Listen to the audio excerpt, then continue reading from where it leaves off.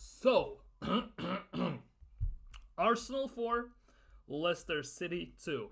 Somehow we managed to actually stink out a win, and that is a big thing.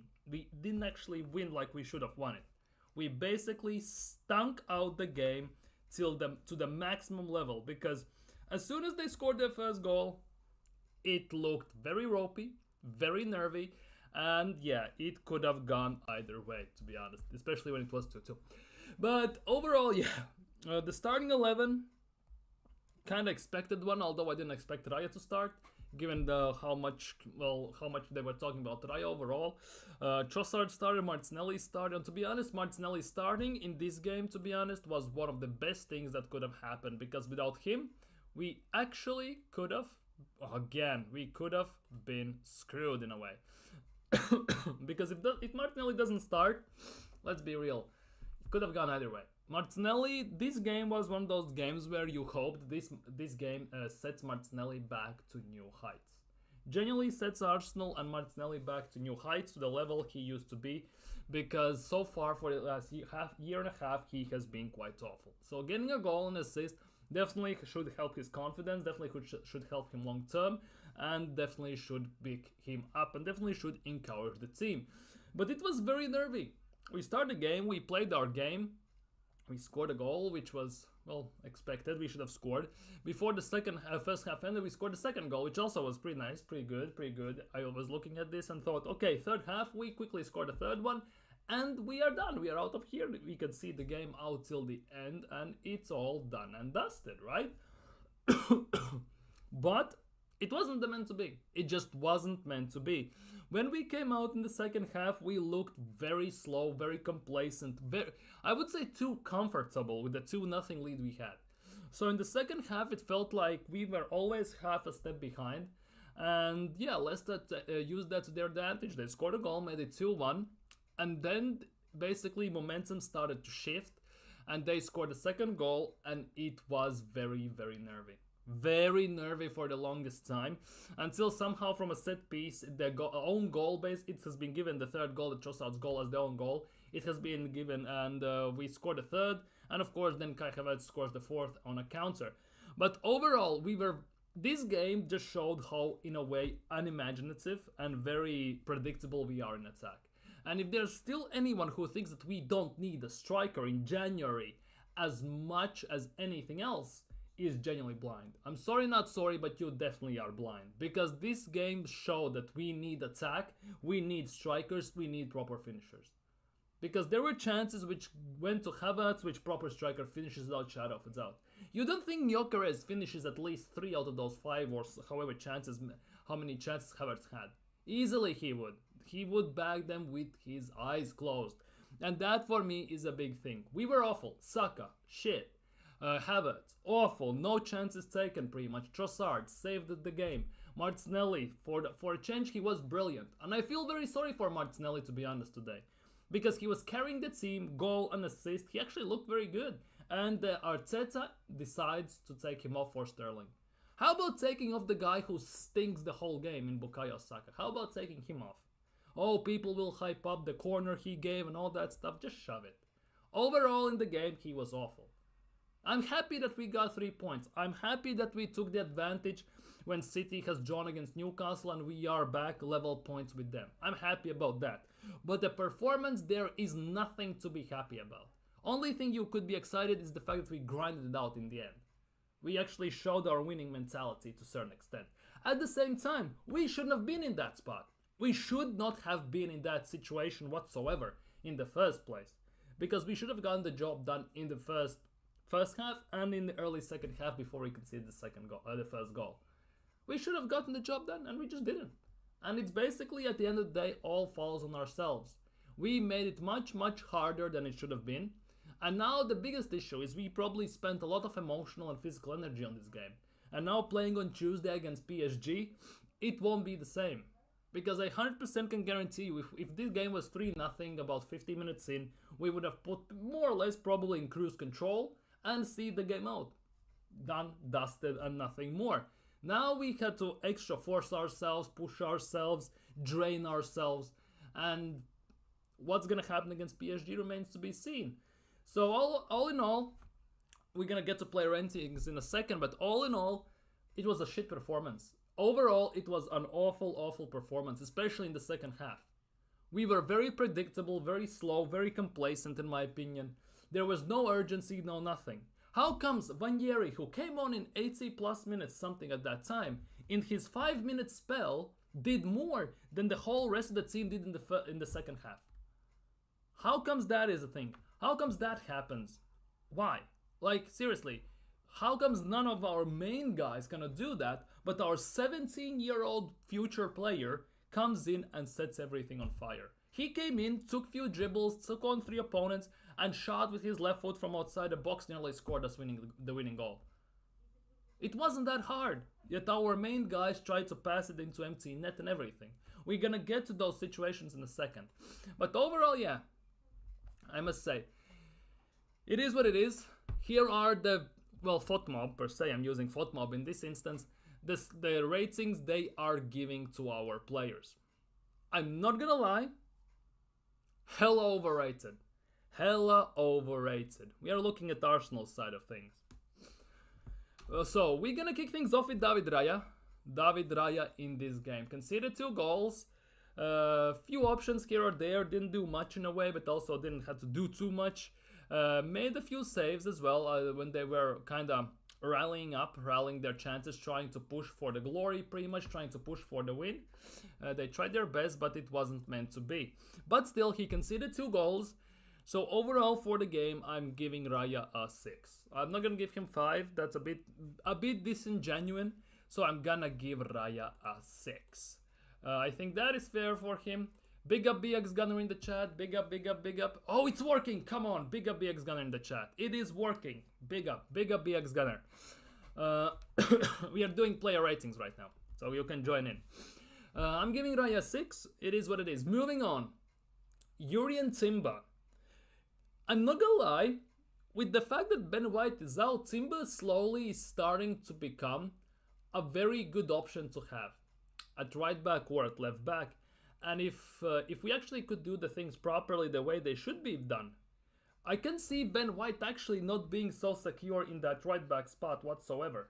Because I think Timber at the moment is in such a good form coming back from this ACL injury that he's actually pushing White to a certain extent, and he might overtake White. I'm not saying White is under threat of him being changed or dropped or getting some sort of a certain treatment, let's just say that, because he's shit or he's not performing, but Timber has been quite immense today. I'm giving Timber an 8.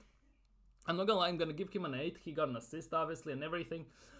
For me, the biggest instance in this, why I'm not giving him more, is the 2 goals. He was great. I like how Timber was doing his thing. He was bodying people. He was fighting for the ball.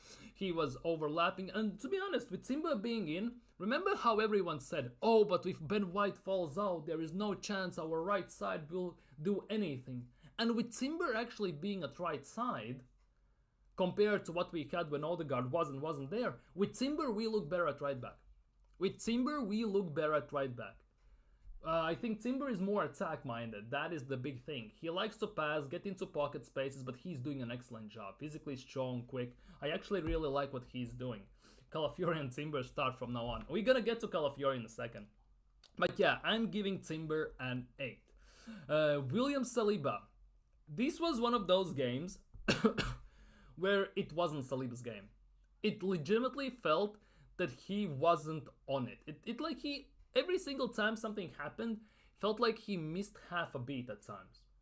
I don't know if you feel this way as well, but he got a yellow, we conceded 2 goals and all that stuff, but it felt like sometimes he was a bit all over the place. I'm not sure why. Maybe it's something going on, the fact that it's not White, but it's Timber, or something like that, or he just got put to the test, but yeah, he felt a bit off. He misplaced a few passes, but that's the thing. Also, he did some good recoveries, some good interceptions.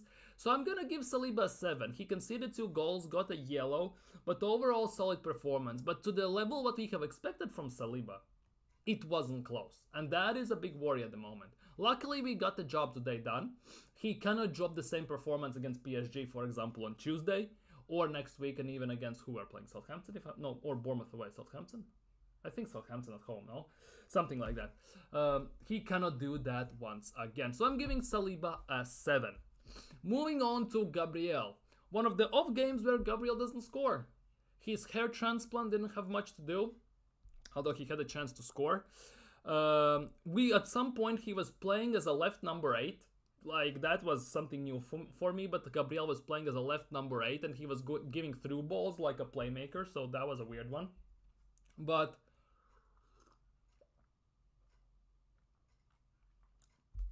overall, he looked more solid and more stable, gameplay-wise than Saliba for me today.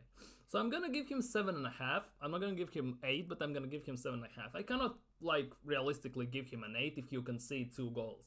That is something that just doesn't fly with me. Let's be honest with you. Moving on to Riccardo Calafiori, and this is a big one. Because in the first half, Calafiori, I swear, he played every single position on the pitch besides goalkeeper. There were times he was at right attacking mid where Saka has to play. There were times, obviously, here where he was at left wing. He was at striker at certain point. He was at number 10, at number 6, at center back, at right back. He was pretty much everywhere, except goalkeeping spot. He was everywhere. Calafiori had 2 good chances to score. That one header that their goalkeeper made a save on in the last minutes, that was insane, I'm not gonna lie. But overall, you know how people said you need a proper left back to open up Martinelli? And the more I see Martinelli together with Calafiori, the more I am convinced that that is the case. It's not per se the case of the left number 8 as much as the left back. What I mean by that is the fact that Calafiori, in this instance, provides everything that Martinelli needs to get space, to not be overcrowded in certain spaces on the pitch, and to actually drag defenders away. Calafiori can overlap, he can invert, he can place that left 8 if needed, and he does both things that needed to be done to help Martinelli. Because if you recall, when Granit Xhaka was here, Granit Xhaka was overlapping him, he was underlapping him, he was making runs in between the lines, camping on the edge of the box, and they were interchanging quite a bit. And Calafiori is doing that together with Martinelli from the left side at the moment, and it's working. Now, whether it is a one-off remains to be seen for me. I'm not gonna lie. Whether it is a one-off, it all remains to be seen from now. But for me, I must say, Calafiori was quite good, I'm not gonna lie. Second half, it was a bit dodgy. He could have arguably gotten a red card, I'm not gonna lie. For one of the fouls he made, he could have gotten a second yellow. I'm not gonna hide from it. We got lucky, arguably, in that instance. So I'm gonna give him a 7. I would give him 7.5, like Gabriel, but he's on a yellow. Plus 2 goals conceded. It was nuts. Yeah, that's the thing. Calafiori was a beast. He was out there everywhere. I'm telling you, in the first half, he was playing right wing, left wing, CDM, number 8, number 6, center back. The only place striker even, the only place he didn't play was goalkeeper. Only place he didn't play in the first half was goalkeeper. But overall, yeah, we conceded still 2 goals. The second goal we conceded, brilliant strike by Justin, by the way. I must admit that. But it was Calafiori's side, and Calafiori totally lost his marker there. So that's why I'm giving him a 7. I would give him a 6, but overall, I think he did a very good job going forward, creating and opening spaces for our attack, and by that means specifically Martinelli, that he actually could get the job done at the end of the day. So it is what it is. Let's wait and see how that goes. Moving on to Thomas Partey, Thomas the Tank Engine, and the General Partey, and Partey the Grandpa, and all that stuff. Overall, he was decent today. It's for a change, he was decent today. One thing I am not convinced one single bit is the fact that we need double pivot of Partey and Rice. Because we need either or, and a proper number 8 or creative player next to him. In my opinion, that double pivoted 2 players that none of them can carry the ball and be actually a proper ball distributor is hurting us going in attack. At a time when our main actually playmaker is injured, we need as much as creative possibilities in the midfield as you can imagine. And we have that arguably in Trossard, in Vaneri, and stuff like that. But from that left 8 spot, I desire much more. That is the thing. And let's be real, Declan Rice used to play center back, and you can see that he's playing center back. He has played center back, and certain fundamentals that most number 8s have, he doesn't possess. Let's be real. I sometimes just sit here and watch these games and think about how about maybe putting Rice at 6, Odegaard as a left 8, and for example Vaneri as a 10. For example, something like that.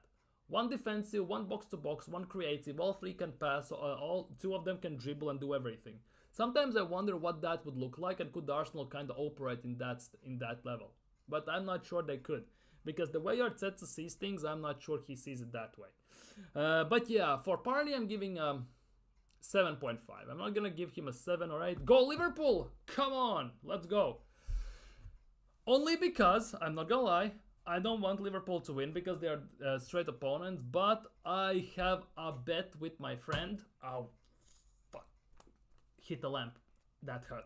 I have a bet with my friend about this week's Premier League match results, and I need Liverpool to win. He said that Liverpool will draw against Wolves. I said that Liverpool will win against Wolves. So, only reason why I'm celebrating that, by the way. But it is what it is. Who scored for Liverpool, by the way? Now, moving on to Declan Rice. He was decent. He did good. He was going forward, coming back, defending, trying to distribute the ball. He had some decent corners. Some were pretty awful, I'm not gonna lie. The one thing that he can do actually is properly cross the ball from a quarter. I like that. He doesn't usually hit the first man like Bukayo Saka tends to do many times. But overall, I'm gonna give him an 8. I'm gonna give him an 8 just for the pure sake of this attack and the things that create. I'm not gonna lie. Konate header. I see. Great first half. Nervous. Dude, first half was decent. We controlled the game. We did everything we need to do. We scored 2 goals. Happy chappy, we go into halftime. In the second half, first thought, in the first minutes, we should score the 3rd goal, put the game to bed, put it in cruise control, and focus on PSG slowly for Tuesday. But no, we decide we cannot pass, cannot dribble, cannot shoot, cannot create. We concede a goal, we make a stupid foul, Saliba gets put on a yellow, stupid cross, we concede. What happens then? Everything unravels. We lose our heads, we cannot do anything again.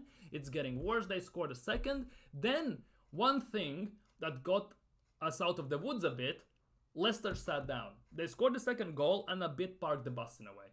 They kind of sat back and didn't go forward because they knew that we will have to go forward and they expected to hit us on a counter. They tried to do that on occasion, they almost succeeded. Raya had to make some saves, but overall, they didn't get what they want in a way. They didn't get the gaps they thought they would get when they scored a second and were sitting back and hitting on us on a counter. Saliba's yellow wasn't a yellow for me. Yeah, definitely, that wasn't a yellow. But at the same time, Calafiori could have been sent off very easily. The first yellow, yes, the second yellow he didn't get in the second half.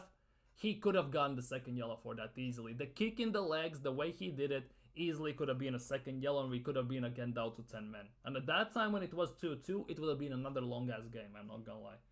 2 flunky goals, but exactly, that is the thing.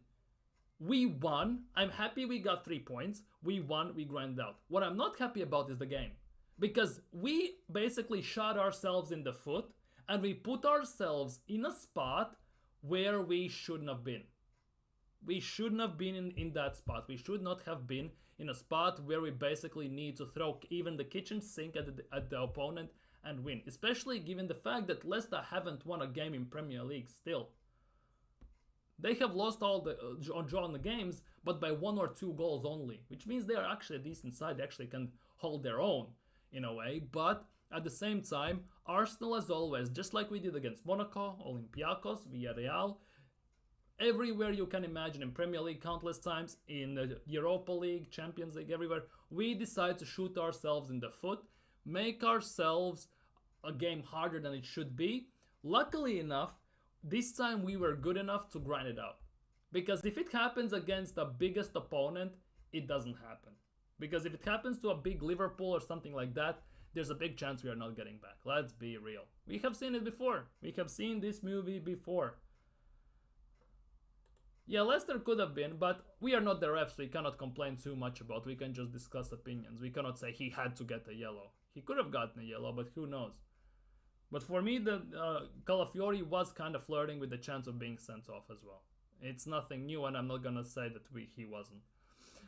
Anyways, Bukayo Saka. Ratings. Bukayo Saka. How he on FOTMob is at 8.5 is beyond me. I'm not gonna lie. How the hell he has stunk out and got an 8.5 rating is beyond me. Because for me in the second half, arguably the worst player on the pitch. Arguably the worst player on the pitch in the second half. Only rival he has in the second half is Havertz. Those two were absolutely shocking in the second half. Saka was super poor. I didn't like what he did one bit. Luckily enough, from one of the attacks, we got a corner that resulted into a goal. Obviously, us scoring the third goal. But overall, like, the biggest thing is Saka drops a stinker and nothing gets said about it. Like, legitimately, they just look at FOTMob, Sofa Scores, get 8-point ratings. I'm giving Saka 6 for today, by the way. I'm not even an 8, not even 8.5 as it says on the screen. I'm giving him a goddamn 6. He wasn't good at all. He gave away the ball too much. He passed it out of the play too much. His corners, somewhere good, somewhere very inconsistent again. When he dribbles and shoots the ball, like, that is the big question I want to ask him. Does he think that when he shoots the ball, the defender that is legitimately 1 yard ahead of him disappears? Because he does this every single game where he cuts in, takes 2-3 touches, and then just shoots the ball straight at the opponent who is one yard away from him. Straight at him, and we lose possession. And it happens every single game, countless times. Like, does he not see the opponent, or they think they will wear an invisibility cloak and they disappear from his view? That is something that really pisses me off with Bukayo Saka, like, to another level. But overall, I'm giving Saka a 6 for today's performance. I'm giving Saka a 6. There's nowhere to hide from it. It is what it is. Yes, Saka was 4. He did nothing. Basically, he just crushed the ball from corners. That's about what he did. Yeah, exactly.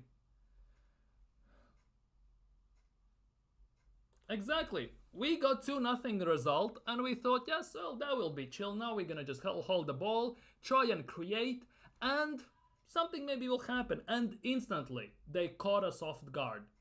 1 foul, 1 yellow, 1 cross. It legitimately takes 1 cross to basically get one over us, and it happened. So it is what it is, I guess, at the end of the day. But we sit here and wait and digress. Leandro Trossard, a guy who basically saved Arsenal today. He scored the goal. The second goal has been given as known goal, so he doesn't get credit for that. But overall, Trossard was decent. But still, I would expect more of him. Given that how Trossard plays and the way he could be playing, I would expect more from Trossard.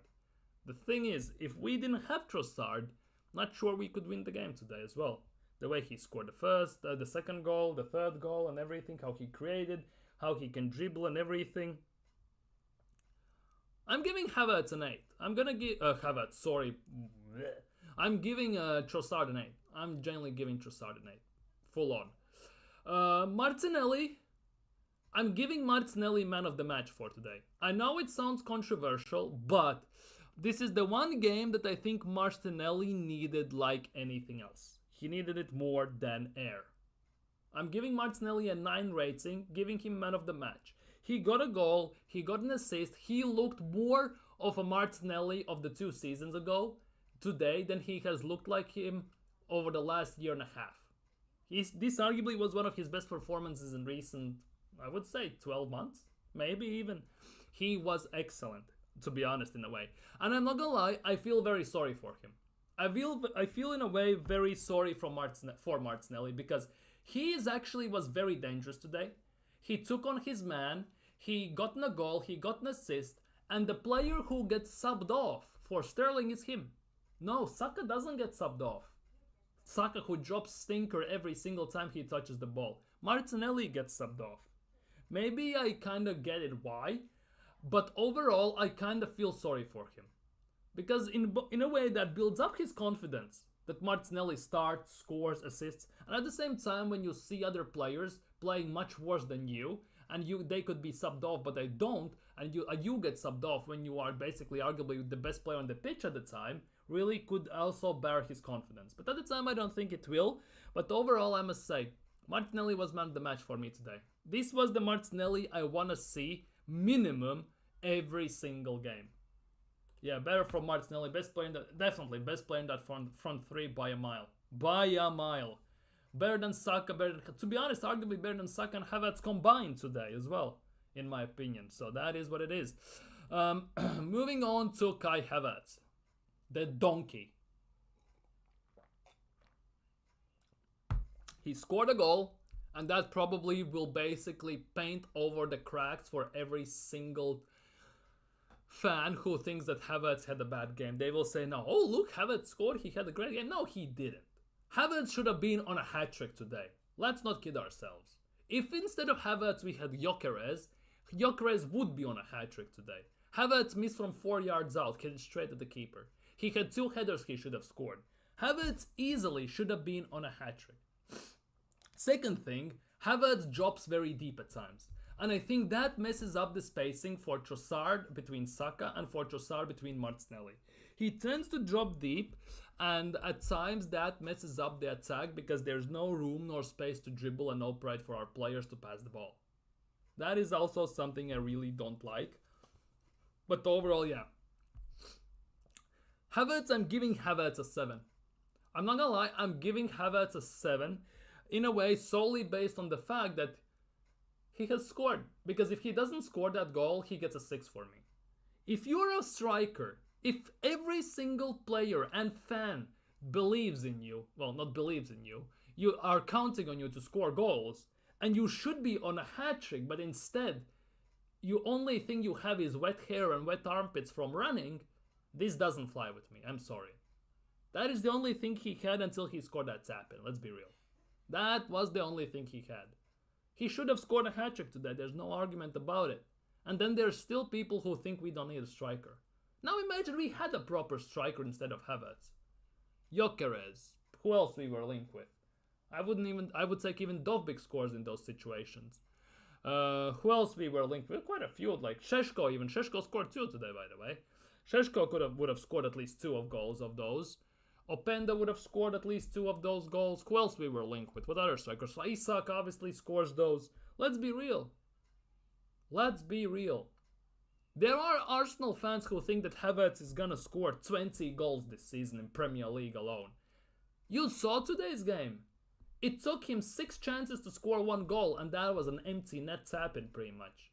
But when he got a chance to be one-on-one with the keeper to score, he fluffed it. Missed the target, hit it straight at the keeper. And that is your main guy, your main striker, 65 million donkey to score 20 goals this season. Really? Really? And 100% I can already see excuses. Oh, it was unlucky and the goalkeeper had good positioning. Good positioning, my ass. If he's clinical and he's our main number 9, how comes he doesn't score goals?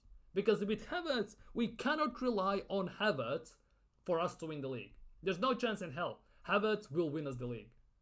Because with him up top, there's bigger chance than we're gonna miss than we're gonna score.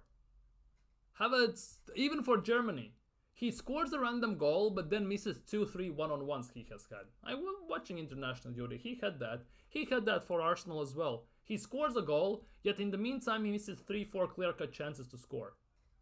If Havertz could score at least half of the chances he misses, that are about what, 70%, 8 to 90% guaranteed goals, he would easily score about 15 to 20 goals and get about 10 to 15 assists every single season.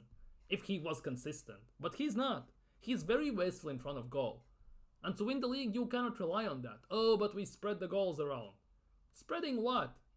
We cannot spread anything. We nearly spread our legs for Leicester today. That's the only thing we spread. Because Leicester nearly took us. They legitimately nearly took us. Because if we even drew today to Leicester, you could say it's done and dusted in a way. But it is what it is. It is what it is. I guess many Arsenal fans are not ready for the conversation that Havertz is not good enough. Believe in the donkey. Believe in the donkey. Exactly, Martinelli is the scapegoat. It's never Saka, never. Saka can legitimately drop 1 out of 10 performance, but he is our star boy. He has credit in the bank. He has all about that. Ban your credit, ban your star boy. You lot call him world class. Where is this world class? What did he do today to get us the win? What did he do today? Where is his goal? Where is his assist? Where is him dribbling past the main guys to score a goal and to take us over the line? He does none of that, pretty much. Havertz he legitimately is. It's so annoying, but you know we can't sub him as Jesus is dead, and we have that is the big thing. That is the big thing. We haven't signed a striker. We didn't sign any striker. We haven't signed a proper striker since Aubameyang, and the only forward attacker, well, technically striker, Arteta has signed is Jesus.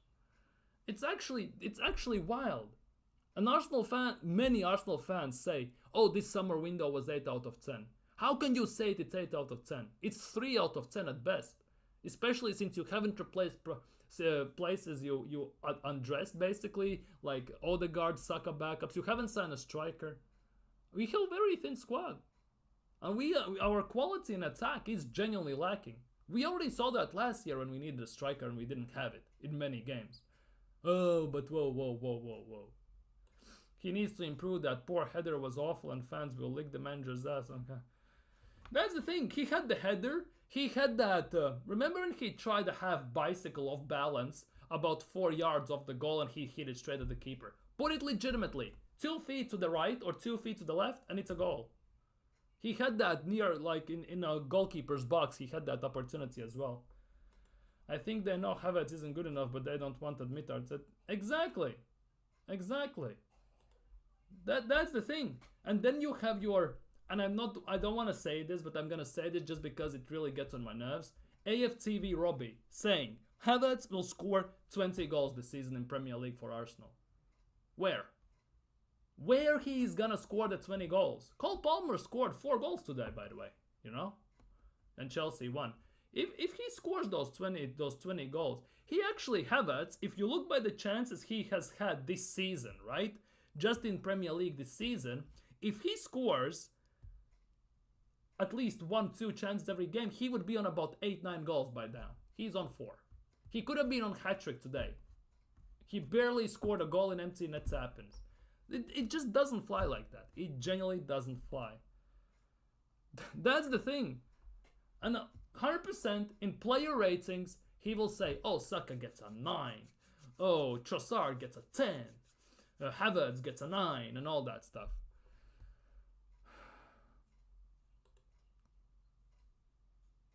To be honest, there is a thing. That is the case. He could be tied on goals with Haaland, but he cannot finish. Gyökeres, meanwhile, in Portuguese league has scored what? 12 goals, 13 goals this season with 4 assists or something like that. I don't remember now on top of my head. He legitimately, Gyökeres is putting Haaland level numbers for another season. Where is he? Yeah, 7 games, 10 goals, 1 assist. 7 games, 10 goals, 1 assist in Portuguese league alone. Gyökeres legitimately is putting Haaland level numbers up. In 7 games, 10 goals, 1 assist. How wild is that? And people say we don't need Gyökeres, we don't need a striker. Oh, but we have Havertz. What Khatui, man. Anyways, substitutions. And this is one of the biggest talking points I want to talk about. Raheem Sterling gets, for me, gets a standard 6. Nothing more, nothing less. Did nothing much. He tried, but wasn't enough time. Gabriel Jesus, 6. Did nothing. Basically got subbed on. Ethan Vaneri. And this is a guy I want to talk about. Ethan Vaneri. 85th minute, he comes on. And till 90th minute, 5-minute period, he did more in those 5 minutes than our whole team did in the second half. Genuinely. That is how mad it was. Because he came on, there was a throw-in, he got the ball, he took on 3 defenders, got past them, took on 1 more at the edge of the box, and then tried to finesse it far corner, and he nearly scored his first shot outside the box. Instant impact. He likes to take on opponents, he likes to dribble. Like, I was screaming for Arteta to start for him this game. Genuinely. But it didn't happen. And there is the big thing. Here is what Arteta said about Ethan Vaneri after today's game. He came on and immediately beat 1, 2, 3 players. I just love it. If you want to play here, you need to play with the courage, Arteta says, right? He says these things, that they need to play with courage, they need to take on opponents, they need to tackle them, they need to dribble past them. How comes Saka never does that pretty much? He did that when Arteta just came in and it was his first and second seasons. But as soon as Arteta got his own players in, started to change tactics in possession-placed football, Saka never does that pretty much anymore. How come Saka doesn't do that, but yet he says that if you want to play there, you need that courage? How comes that doesn't happen? How comes we always pass it backwards? Saka gets double, triple teamed. How comes he doesn't try to take them on? Alexis Sanchez did that. Vaneri today took on 2 or 3 opponents at the same time when they tried to all smother him and he came out successful. Why Saka doesn't do that? Why Martinelli doesn't do that? However, when he does that, he runs out of bounds, of course. That is another case in this instance. We always pass it backwards. That, for me, is such a big cap, what Arteta is saying in all these instances. It's wild because he says all these good things. I just love it. He did excellent. Next game, sits on the bench. That's how he operates. That's how Mikel Arteta operates. He says one thing but does the other, basically. Arteta needs to start Vaneri. Exactly, that's the thing. He waffles so much about Vaneri. Oh, he's in good shape. He gives me all the reasons to start him. Start him freaking then. Go and start him. What is stopping you from starting Ethan Vaneri? He started last game, scored 2 goals against Bolton. He came off the bench today and in 10 minutes, well, 5 minutes game time plus 5 minutes at a time, did more than most of our players did in the second half. Hello? If that doesn't show you that he needs to start, I don't know what will. Start him against Southampton at home. I think Southampton is next. Start him against Southampton, for example. What is stopping you from doing that? Like, seriously. Because he looks ready. You need to test him. You need to put him in sink or swim type of situation. Because so far, from all the cameos we have seen him play, he looks more than ready to do everything. He looks more than ready. I like that he takes on his opponents, he can dribble past them, he can pass the ball, he can deliver a pass, plus he is not afraid to shoot from outside the box and inside the box. On the other hand, the rest of our 11 from outside the box, it feels like are allergic to shooting from outside the box. Because Partey does it on occasion, Rice does it on occasion, Odegaard does it when it's basically win or lose situation, when it's 2-2 or we are losing and it's about 10 minutes to go, then he only starts to do that. So overall, none of our players shoot from outside the box. Yet Ethan Vaneri comes on, 2 dribbles, bang, nearly 3-2 instantly. I like the aggressiveness, the energy that he brings to the team, something we haven't had in a very long time. That is something I love. Because remember, it was like 3 years ago. It was when Emil Smith-Rowe had season of his life at Arsenal, when he pretty much together with Saka saved his job. Even Rio Ferdinand said that Emil Smith-Rowe is an incredible ball carrier through the midfield and to attack. That is something I haven't seen since that day until Ethan Vaneri has played for Arsenal. Because we haven't had that ball carrier who can take the ball, dribble past 3-4 players and just carry it into attack. And Ethan Vaneri does that. We were screaming for the longest time for a pass that connects defense to midfield to attack or from defense to attack, yet alone we haven't had a player who single-handedly can take the ball and go from midfield, from defense, into attack. And Vaneri kind of epitomizes that. He legitimately screams that. And that is something I really, really love about him. And I think that definitely would come in handy, given that without Odegaard, you could see today that in certain instances where we tried to attack, we were lacking offensive imagination. We didn't know where to pass the ball, where to go with the ball, and what to do with the ball. It legitimately felt that way, because we got the ball in the usual situations when we had with Odegaard. Then did we know what to do. But here in the same position, obviously a bit different players, we just stopped. and we pass it backwards. We don't move like we usually do in certain game tactics, how we usually play. You could see that in the game, definitely. I was so nervous, I thought we had ball it, but Vaneri came on. Exactly. Vaneri was the one that basically, in a way, saved us the game. Because he was that energy we actually needed off the bench to actually change everything. Still young, but hopefully he works on his passing. Yeah, that is one thing he needs to work on. He can pass the ball in easy situations, on medium low pressure situations. He needs to work on the ball weight and the passing accuracy when he is under pressure. He can do it at times, but there are times when he gets genuinely smothered by defense, and it feels like he maybe panics a bit too much, and he just whacks the ball and hopes that it goes to the right target. It usually ends in the vicinity of the target, but it's usually underhit or overhit at most of the time. So we'll see what that happens. We didn't shoot a lot today. It's like they can't see the spaces we need someone who can see a pass in small. Exactly. Today, to be honest, I saw multiple instances where we were playing triangles on the right side. Saka came short to the midfield, then they gave it to Havertz. Havertz gave it to Partey, and Havertz instantly sprinted past the back line. And you could see, if Partey sees that and gives the ball, he could be in from the right side pretty much one-on-one and then maybe sweat across the goal.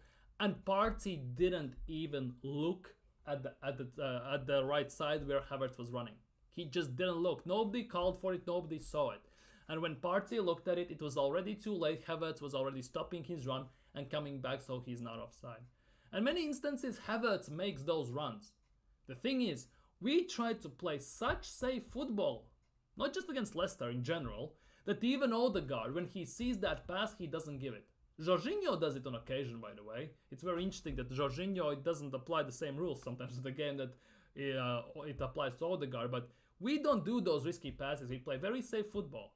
Because if we do those passes, by the time the pass is hit to Havertz, many times defenders are too late to react, and we could be in. But we never risk those passes because we don't want to lose possession. We don't want to lose control of the game. We want to be pragmatic. We want to be boring and slow. We want to control every single aspect, every single pitch on the grass that is possible. We want to control it all. That's how Mikel Arteta sees it. For me, maybe risk it.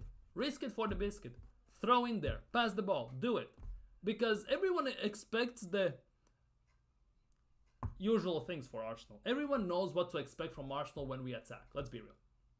Everyone knows you have to set a mid block, low block. You need to put players in certain instances to shut down certain spaces. How about live sometimes by philosophy, expect the unexpected. Do the unexpected. Because everyone knows what Arsenal will do when they are in certain parts of the pitch and certain patterns start to you can start to envision and you can start to see certain patterns how we are passing the ball. It's actually mad. Exactly, get a deflected shot or something. Exactly, you could shoot from outside. You could pass the ball. Who we scored that? First goal against the goal we scored against Brighton. Saka didn't get a clean ball there.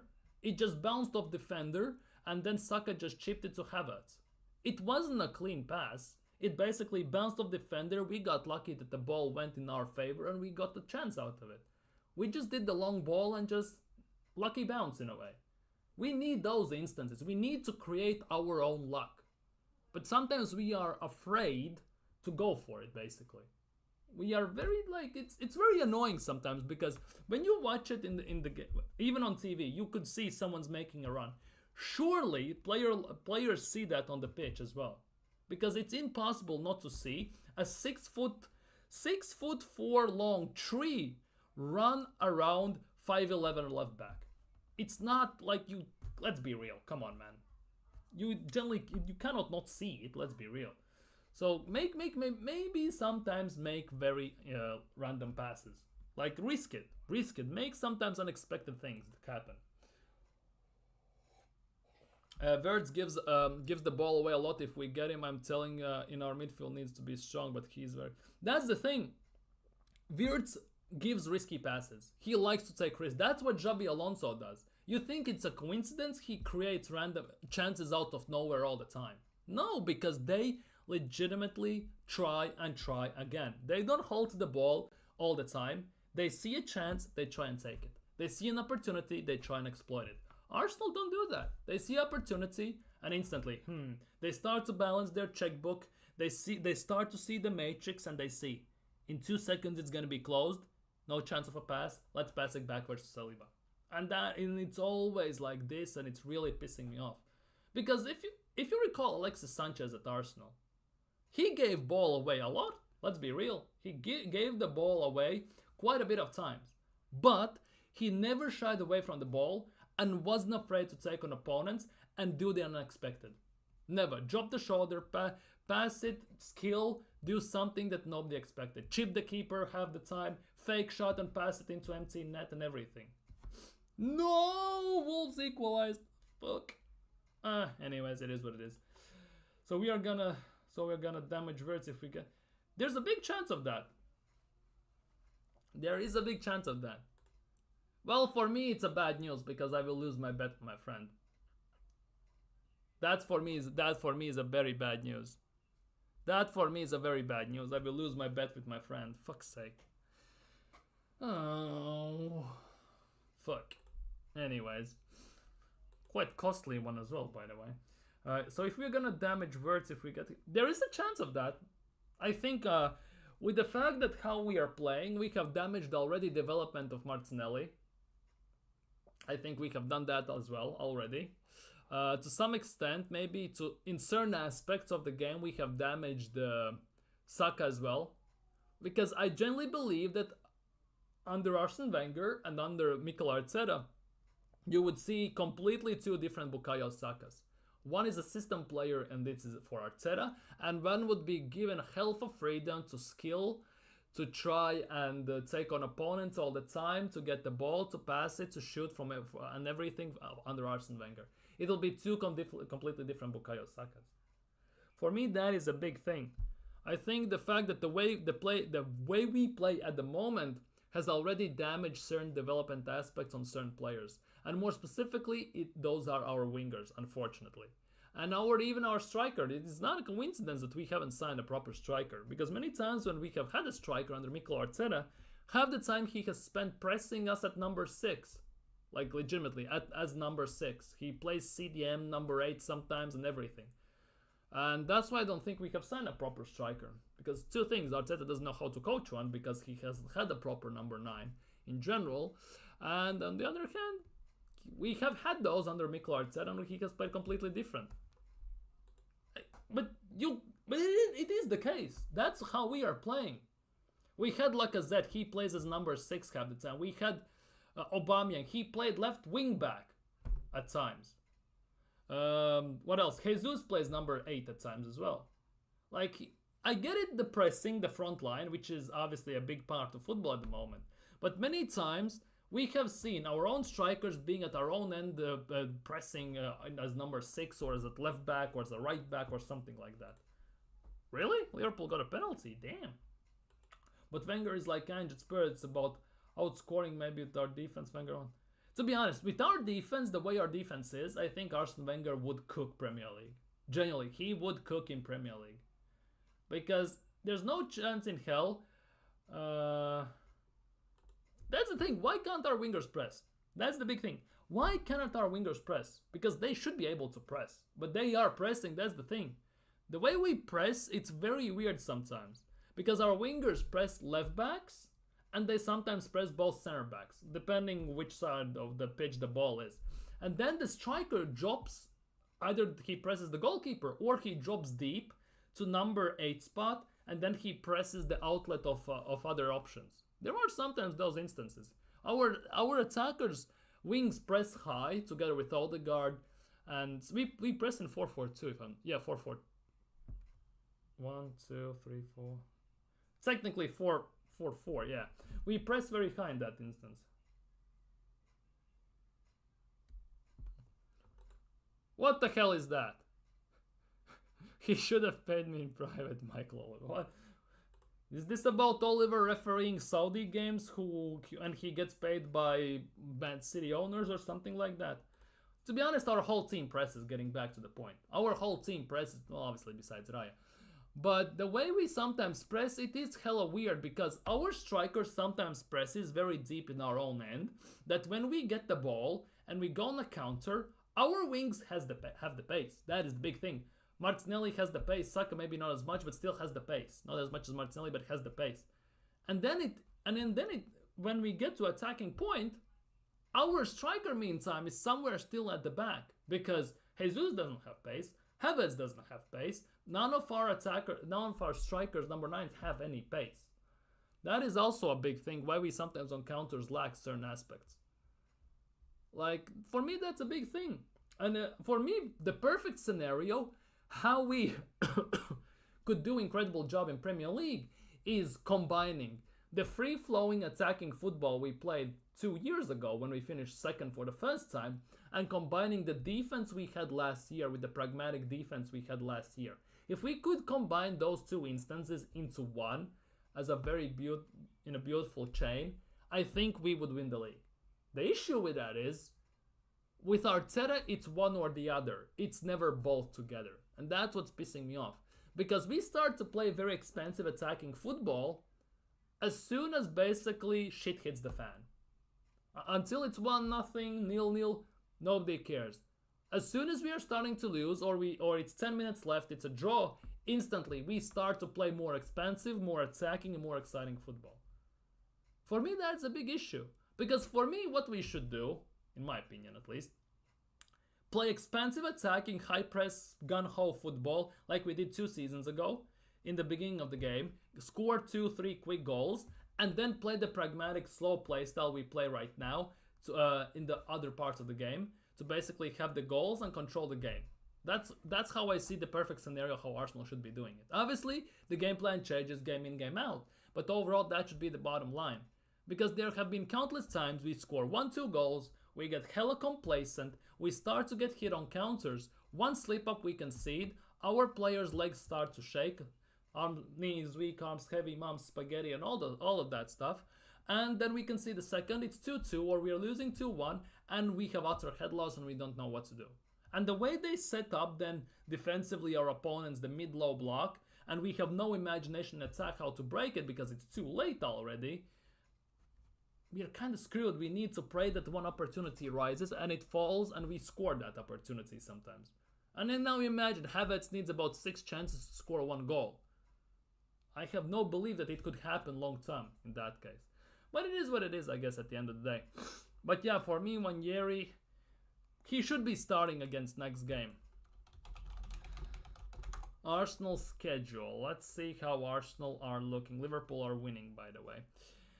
So, we just won 4-2 against Leicester City. And let me fix this. It's looking a bit off balance for me in that instance. Sorry for that. Let's make it look like this. So, Arsenal just won 4-2 against Leicester City. Hopefully we can hold on till December. We have lots of games to hold on to until Odegaard, for example, comes back. Because he will be back like mid-November, I would expect. Something like that. Anyways, Southampton. I think Vaneri should start against Southampton. Let's be real. Obviously, midweek we have PSG on Tuesday. That should be a hell of a game, if you ask me. Genuinely, that should be one hell of a game. That could be a real test for our defense.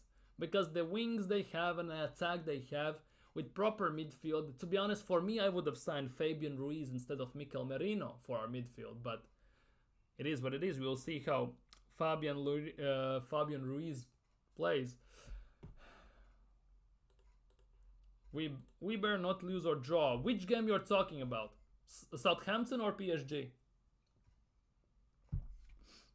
Because that changes a lot in a way.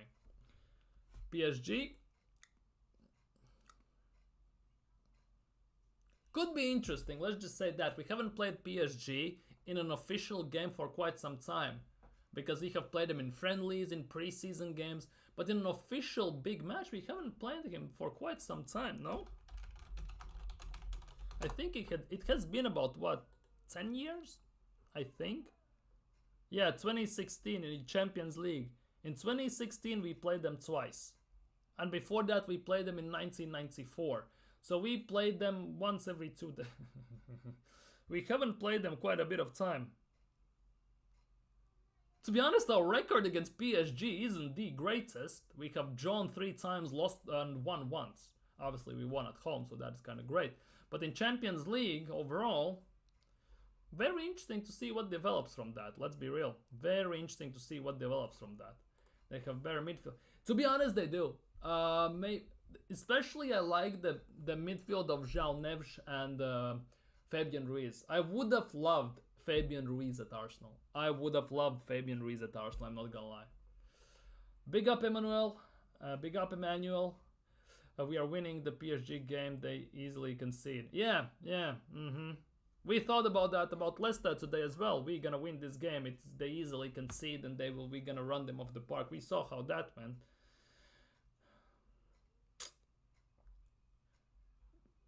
This is the first game in the league we have scored more than 2 goals as well. 2-0 against Wolves, 2-0 against Villa, 1-1, 1-0, 2-2, 4-2.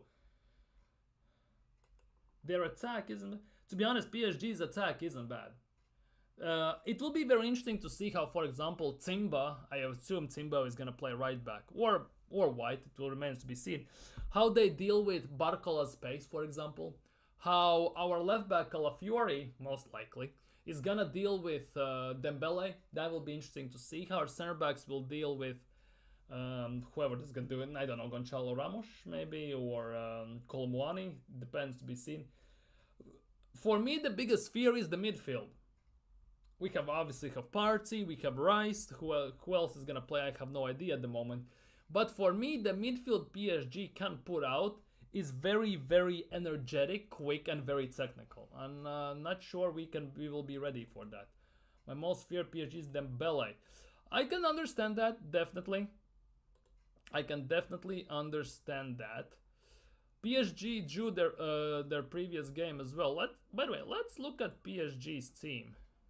Overview. Let's look at the matches, lineups. Okay, here we go. PSG. This is the team they put out over the weekend. They put Safonov in goal, which is kind of a random one, I'm not gonna lie, a Russian goalkeeper.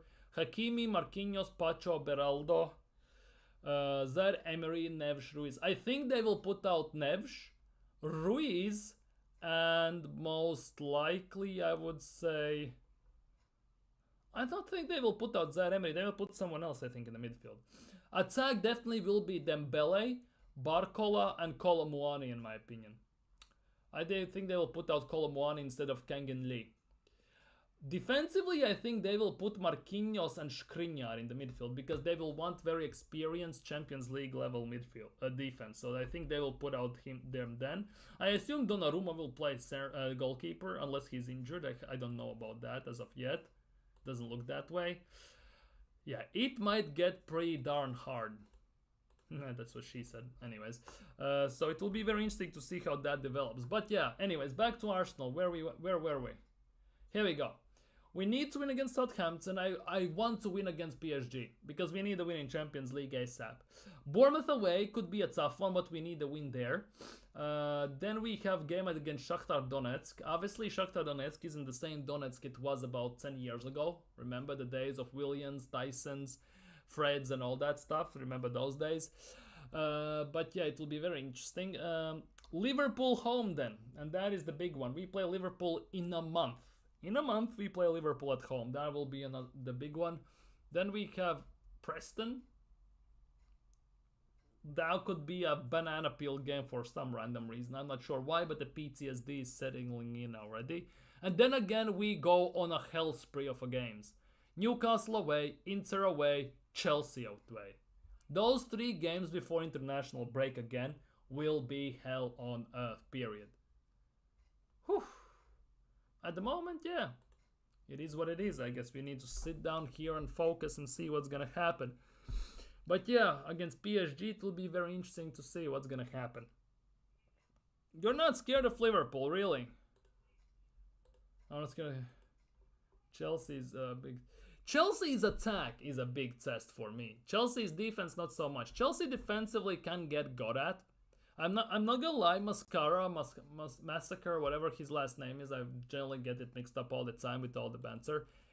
He's doing actually quite decent job, I'm not gonna lie there. Their attack is the big thing. Can our defense, the best defense in the league, quote unquote, withstand the insane attack that Chelsea possesses? The talent that Chelsea's attack possesses, especially that Pedro Neto is playing good. Cole Palmer will be for them. Because let's be real, last time we played at the Emirates, they didn't have Cole Palmer and they beat them 5-0. So it will remain to be seen what's going to happen with that. And what else is there? Obviously, Samuel Lee Jackson. Action Jackson is in a good form at the moment. So I also have to see how that goes. But yeah, not scared of Liverpool. I wouldn't be that. I am scared. I'm respecting every big team. I'm not a person that says, we should brush them aside. Liverpool will be a tough test. We saw in preseason, they did us over in preseason, by the way. So it's definitely not going to be an easy game. But overall, yeah. If we can prevail getting the ball in the midfield. That is the big thing. Can we? Who is going to play? Because until we play Chelsea, it is, well, November 10th, so month and a half pretty much. It's month and a half, which means in that time, there could be reds, there could be too many yellows, so there's a suspension, there could be injuries, God forbid for Arsenal and all that stuff. Who knows what's gonna happen by then? But, I'm not gonna lie, we will have to wait and see. The closer the game will come, the more we will start to look forward to it and see what is what, of course. But I think on that note today, I'm gonna end it there. Thank you guys so much for being here. Thank you guys so much for chilling. You have been freaking fantastic. Hope you enjoyed the Arsenal game. It was stress and a half, it was pain and a half, but we somehow got it done in the end. See you all tomorrow. See what Arsenal cook up for tomorrow. Maybe some interviews, maybe some talks, discussions about certain aspects, and of course slowly preparing for Champions League, because on Tuesday in the evening we play in Champions League. But for now, take care, stay safe, enjoy your weekend, because City draw, Arsenal win, we will be at least on level points on top of the table, I think, if I'm not mistaken. Now, I might look like an idiot now, I might need to check this. We will be, where is the table? We will be third in the table with 1 point behind Liverpool if Liverpool wins today. So it's not that bad. Not that bad. We somehow... Yeah, Calafiori attacks a lot. That could be a big issue if he doesn't defend. Because against Dembele, against Chelsea, against Liverpool even, it could be a worry. But yeah, as I said, thank you guys so much for being here. You have been freaking fantastic. Take care, stay safe, like, comment, subscribe if you're new around here. You have been phenomenal. Enjoy your weekend because Arsenal have won a game. And yeah, have a great evening. See you guys tomorrow.